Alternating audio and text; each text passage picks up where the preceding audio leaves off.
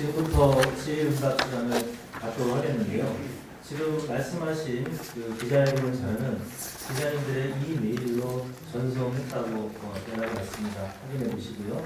그다음에 질의응답 하실 때는 매번 하신 분들도 손을 들어주시고 소속 언론사와 기자님들의 성함을 먼저 밝혀주시면 감사하겠습니다.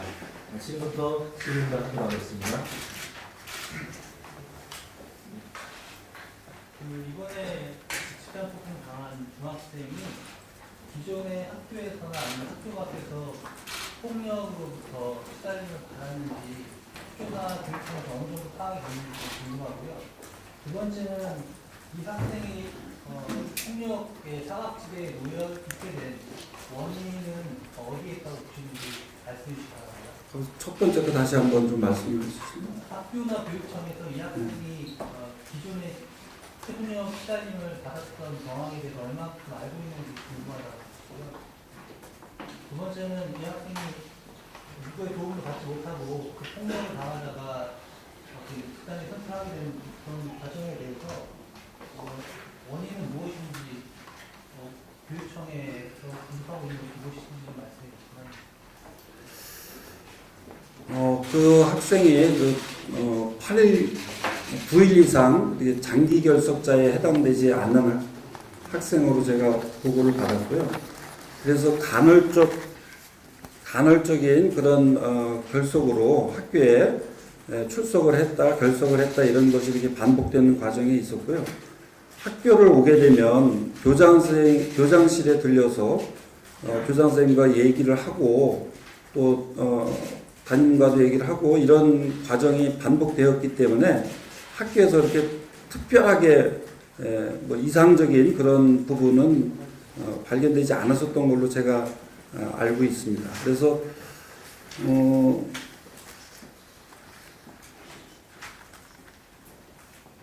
간헐적인 그 결석하는 학생과 그다음에 9일 이상 무단 결석하는 학생에 대한 그 관리를 함에도 불구하고 그런 일이 이렇게 발생했다는 것에 대해서 지금 한계를 느끼고 그 간헐적 결석 학생에 대해서도 우리가 앞으로 어떻게 관리해야 될 것인가 그런 장치가 있음에도 불구하고 이번에 그 문제가 생겼기 때문에 그런 부분에 대한 관리를 더욱더 해야 되겠다고 이렇게 생각을 하고 있고요.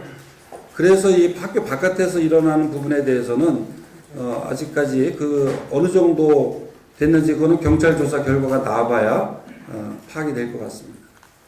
지금 말씀은 학교에서는 이 학생이 폭행을 당했던 과정을 저는 몰랐다는 것으로 이해가 되는데요.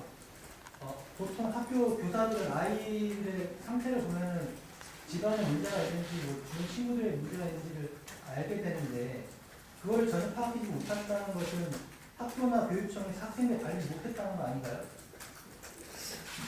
글쎄요, 그거는 꼭 그렇게만 볼 문제는 아니고 우리도 아니면 자살 문제도 대응이 필요하다고 생각이 드는데 교육감님 어떻게 생각하시는지 말씀해 주시면. 금년에 우리의 그 꽃다운 아이들이 세상을 떠나게 된 그 학생들이 많은데요. 11명의 학생이 뭐 이렇게 아까운 목숨이 이렇게 우리 곁을 떠나게 됐고요. 또 한 가지는 뭐라고 그러셨죠? 학교 폭력 작년과 올해 현황. 제가 작년하고 금년을 비교한 건 아니고요.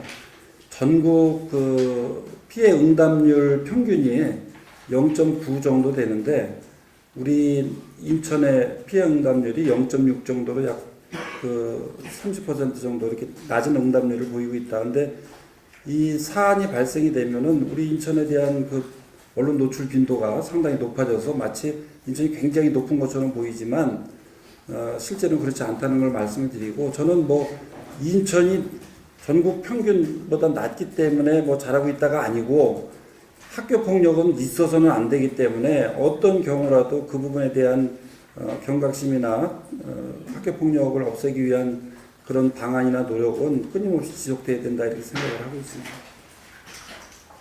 네. 이천 신문의 강원입니다.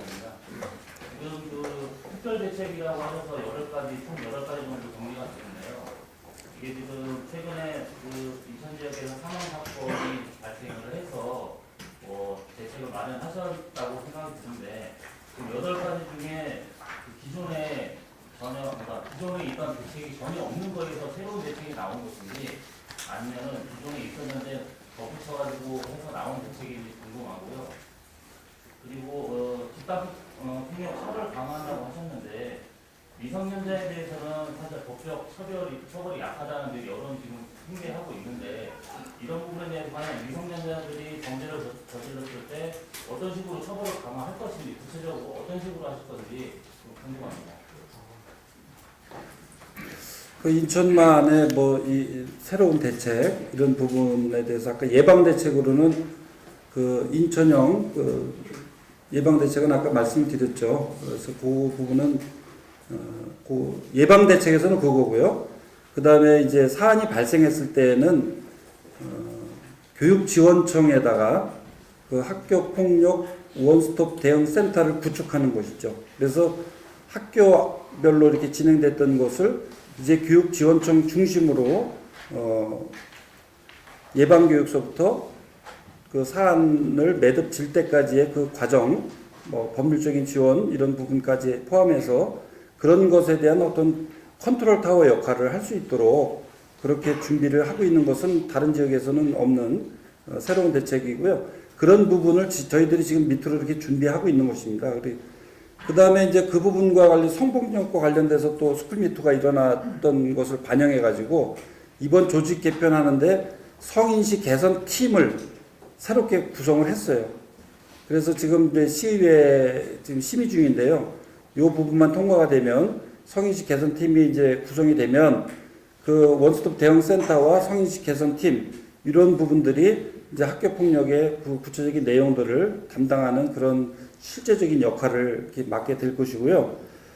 미성년자 처벌 강화에 대한 부분은 요즘 뭐 청와대 청원 서명이라든가 이런 걸 통해서 13세로 낮춰야 되지 않느냐 이제 그런 의견들이 많이 이렇게 개진이 되고 있는데 저도 이 흉폭화되는 부분에 대해서는 강력하게 처벌을 이렇게 해야 된다라고 하는 생각은 가지고 있지만은 이 부분에 대해서도 찬반 논란이 있고 국민의 법 감정과 또 현실 사이에서의 그런 괴리가 있어서 이 부분에 대해서는 우리 교육감 협의회라든가 이런 데를 통해서 협의를 해 나가도록 하겠습니다. 네, 뒤에 분.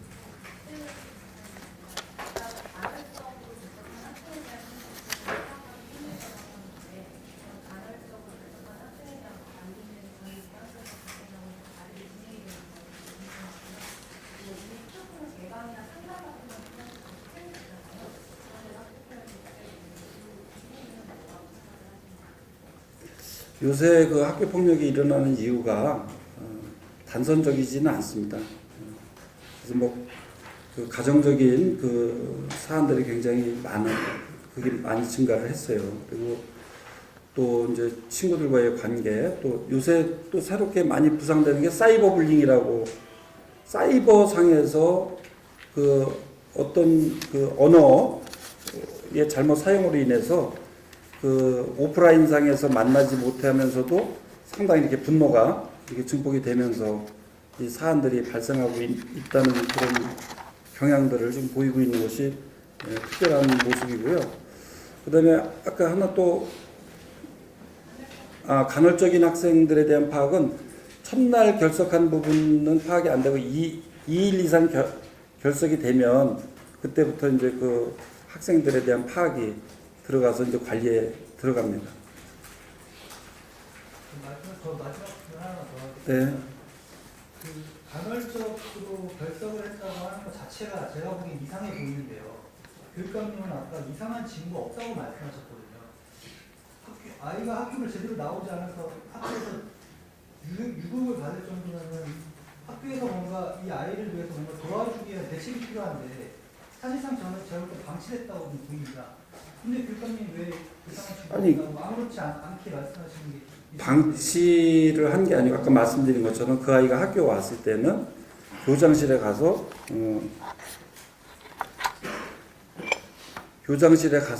그 교장선생님하고 얘기하고 또 교실도 가고 이런 모습을 평소에 보였다는 것이고요. 방치를 했느냐 안 했느냐에 대한 판단은 그 아이가 유예가 될 경우에는 그 유예 전에 학생과 학부모에게 학업 중단 숙려제라고 하는 것이 있습니다. 학교 숙려제를 하려면은 그 학부모와 학생의 동의가 필요해요. 그 학부모와 학생의 동의가 이루어지지 않았어요. 그래서 그 숙려제에 참여하지 않은 것이고요. 유예 처리가 되고 나면 학교에서는 해당 학생의 개인정보 제공 동의서를 받아서 바깥에서 진로 상담이라든가 또는 검정고시 준비 등의 프로그램을 받을 수 있도록 학교 밖 청소년 지원센터와 정보 연계를 주고받아야 되는데, 그런 부분에 대해서 전부 이렇게 하려면은 전부 부모와 그 아이의 동의서가 있어야 됩니다. 근데 그런 부분들이 동의가 되지 않기 때문에 어려움을 겪었던 그런 사실들이 있습니다. 그러니까 학생이 학교를 안 나온 이유는 뭔지는 알고 계시나요? 제가요? 예.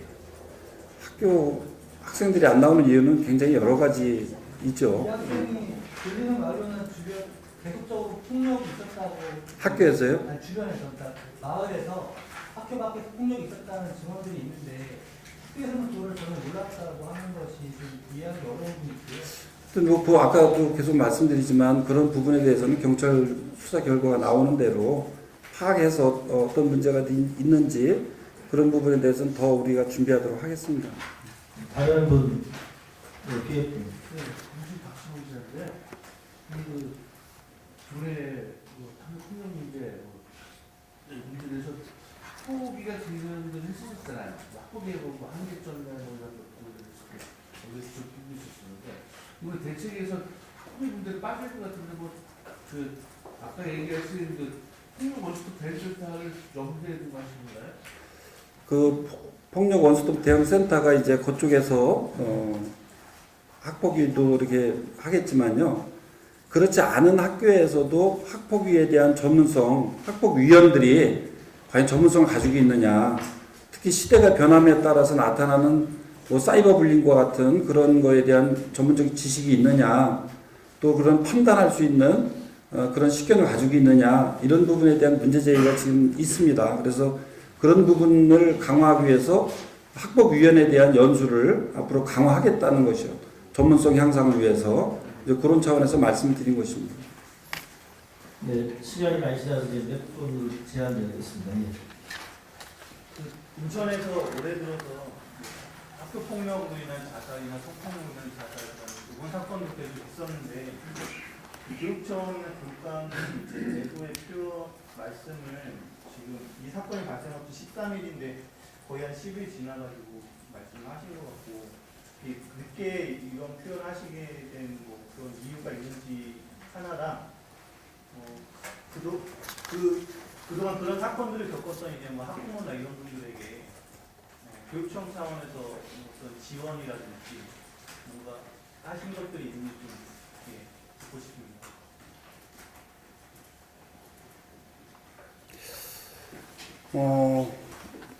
뭐 스쿨미투와 관련돼서도 그렇고 새롭게 나타나는 그런 사회적인 현상 이런 부분에 대한 어떤 그 인권 감수성에 대한 인식의 차이 이런 부분들이 이제 단위 학교에서부터 또는 대응하는 데 있어서 있었던 것이 사실이고요.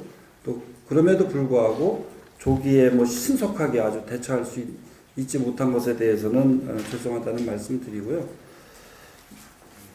지금 일주일 정도 이렇게 시간이 지났는데 저희들이 지금 단위학교에 대한 관리는 교육지원청에서 담당을 하고 있죠. 그래서 일단 교육청에서 이렇게 얘기하기 전에 단위학교와 지원청이 함께 상황도 파악하고 대책 수립의 그런 과정을 일주일 정도 이렇게 겪은 겁니다. 그래서 제가 아까 말씀드린 것처럼 이제 그런 부분에 대해서 좀 더 신속성을 갖추기 위해서 이제 지원청에다가 그런 대응센터를 만들고 그 대응센터가 만들어지는 순간에 시교육청과 함께 그렇게 여러 개 학교가 연결되는 경우 또 이렇게 사망사고와 같은 중대 사안이 발생하는 경우에 대해서는 이제 앞으로 그 대응센터와 시교육청이 즉각적으로 이렇게 대응하는 그런 체제로 지금 바꿔야 되겠다. 제가 이제 와가지고 지금 교육청에서 하는 여러 가지 일들이 바로 지금 그런 그 어떤 시스템을 새롭게 구축해가는 그런 과정이었고요. 그런 지원책을 지금 검토하고 있다는 것을 말씀을 드리고, 또 학부모들에 대한 지원, 특히 이번 그 추락사와 관련된 그 학부모가 이제 다문화 가정이었고, 이 부분에 대해서 우리가 지금 당장 물질적으로 무엇을 이렇게 지원할 수 있는 것은 교육청에서는 현재까지는 그런 제도가 불비합니다. 그래서 교육적 지원, 다문화에 대한 교육적 지원을 강화할 예정이고요. 지금 제가 알기로는 그 어머니가 상당히 그 어려운 그 상황이고, 또 국적 자체가 러시아로 되어 있기 때문에 우리나라의 어떤 복지망, 사회적 안전망에 많이 노출되어 있는 그런 조건이라고 얘기를 들었습니다. 그래서 나중에 필요하다면 뭐 이중언어 강사라든가 이런 부분에 대해서 가능한지 이런 부분들을 저희들이 좀 검토해서 가능하면은 이제 그런 방향에 대한 대책을 좀 논의해 보려고 준비를 하고 있습니다. 네, 예, 거의 마무리가 될 것 같습니다. 그 간헐적 결석 학생 관리 매뉴얼을 좀 해볼게요.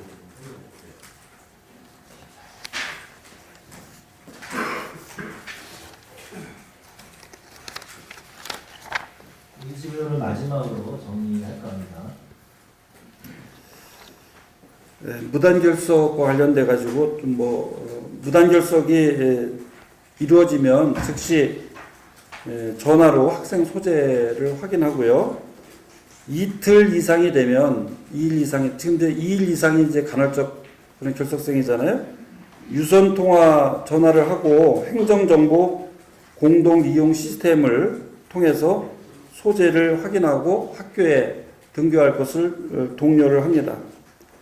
그 다음에 무단결석 3일 이상 8일이 됐을 경우에는 가정방문을 통해서 내교할 것을 상담하는 그런 프로그램을 가지고 있고요.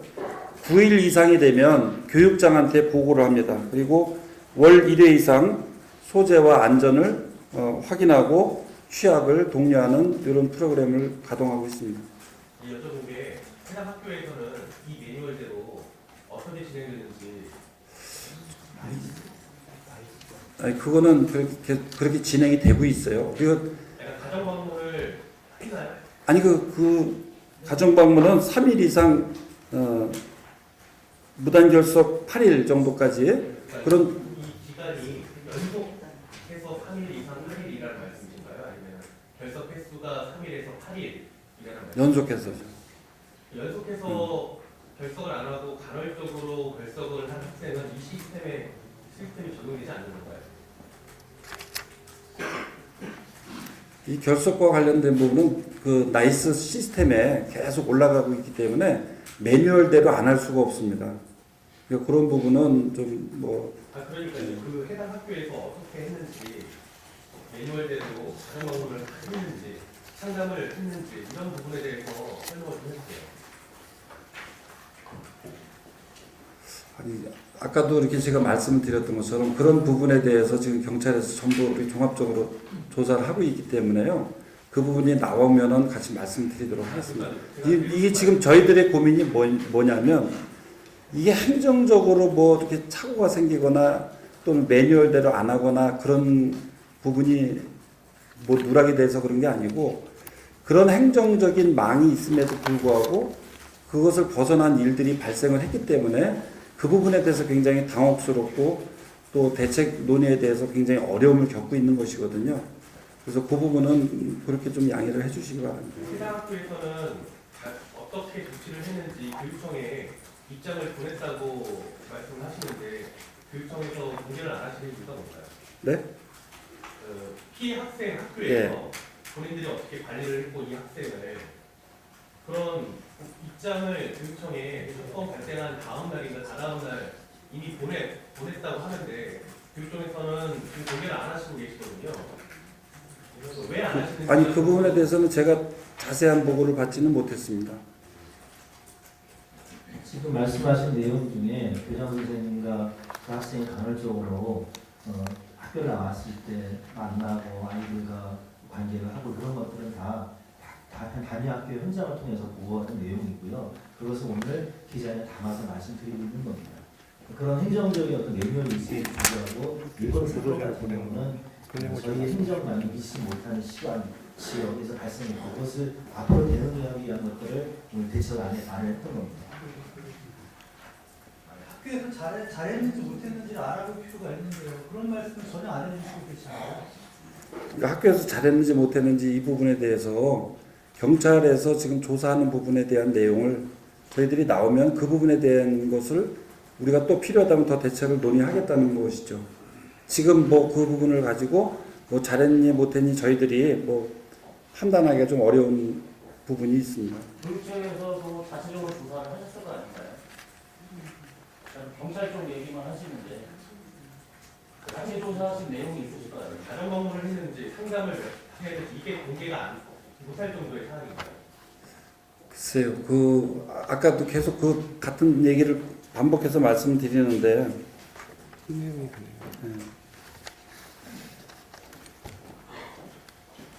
문제는 학교 밖에 있는 게 문제가 아니라 학교 안에 문제가 있는 거 아닌가 싶은 생각이 듭니다. 교사가 아이들 관리를 제대로 못하기 때문인 것 같은데요.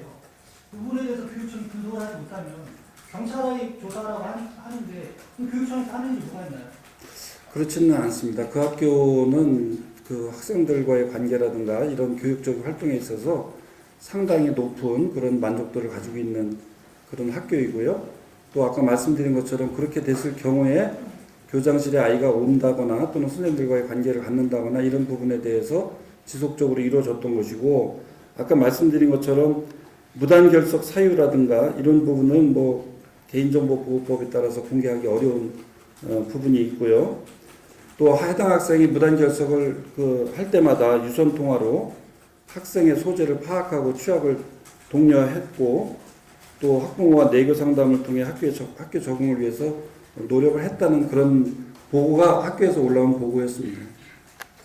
그러니까 거기 학교에서 교육청에 입장을 보냈다고 하는데 왜 그거는 공개를 안 하시는지 그거에 대한 아니, 그거를 정리해서 지금 말씀드리는 겁니다. 지금 말씀하신 내용이 학교에서 보고한 내용을 취합해서 기자회견에 이걸 담았고 대책을 담은 겁니다. 오늘 많은 분들이 관심을 가지고 좀 이 대책이 응답하시는데 시간이 좀 많이 지난 것 같습니다. 이상으로 좀 마무리를 해도 되지 않겠습니까? 네. 말씀하시죠. 네. 마지막 말씀하시겠습니다. 참으로 어렵고 안타까운 그런 일들이 우리 인천에서 이렇게 발생된 것에 대해서 다시 한번 교육계 수장으로서 죄송하다는 말씀드리고요. 지금 이렇게 질의응답하는 과정에서도 이렇게 느끼시겠지만은 교육 당국만의 힘으로는 한계가 있는 상황들이 상당히 많이 있습니다. 저희들이 주어진 매뉴얼이라든가 또는 절차라든가 이런 행정 부분에서 오류가 있는지는 다시 한번 확인을 해볼 것이고요. 그런 오류가 확인된다면 그런 것들에 대한 시스템을 바꾸기 위한 노력을 할 것이고, 또 그럼에도 불구하고 우리 사회 전체가 함께 노력해야 될 그런 부분들, 이제는 학교 안에서뿐만 아니라 학교 바깥에 있는 청소년들도 모두가 우리 인천 아이들이기 때문에 그 경계가 상당히 이제 모호해졌습니다. 학교 안과 그다음에 이렇게 유예된 학생들, 또 아예 학교 바깥에서 다른 것을 준비하는 학생들, 이런 부분에 대한 것까지 이제 좀 더 교육청이 고민하고, 또 지자체와 또 경찰청이라든가 이런 유관 기관들과 함께 대책을 논의하는 그런 자리를 통해서 좀 더 안전한 그런 환경 속에서 우리 아이들이 공부할 수 있도록 그렇게 교육청에서 최선을 다하도록 하겠습니다. 고맙습니다. 네, 저도 마지막으로 하나만 더 부탁의 말씀을 올리겠습니다. 기자님들 많은 궁금증이 있으실 텐데요. 수사 중인 사건이다 보니까 저희도 사실 많은 한계가 있습니다.